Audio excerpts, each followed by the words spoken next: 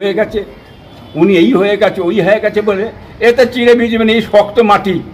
হ্যাঁ, তুমি কোথাকারের দালাল, কোথাকারের ক্রিমিনাল আমরা জানি তো।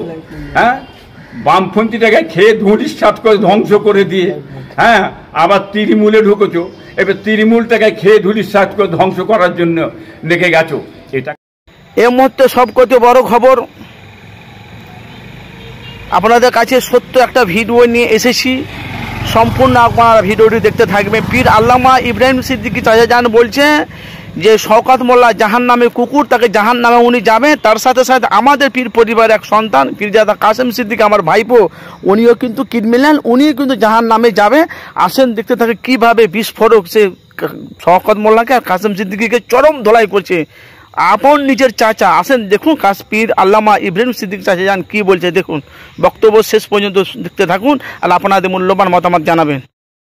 যে কথা বলে আপনি নাকি তাকে সমর্থন করেন, সেটা যাচাই বাছাই না। বাবা, সমর্থন আমি কেন, বাংলার ফুরফুরাশি ইব্রাহিম পীর সাহেব একা করে নাই, ফুরফুরাশির অনেক পীর সাহেব তারা করে।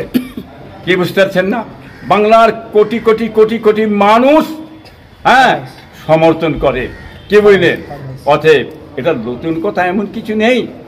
ওই আমাকে বিজেপি হয়ে গেছে, উনি এই হয়ে গেছে ওই হয়ে গেছে বলে এতে চিড়ে ভিজবে না, এই শক্ত মাটি। হ্যাঁ, তুমি কোথাকারের দালাল, কোথাকারের ক্রিমিনাল আমরা জানি তো।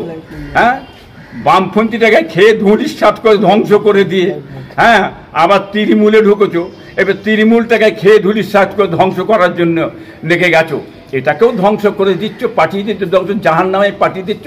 অর্থাৎ তুমি তো জাহান নামার কুত্তা, আর এটাকেও জাহান নামায় নিয়ে যাবার রাস্তায় ফেলে দিয়েছো। বাবা, শওকত মোল্লা গতকাল লাইভে এসে বল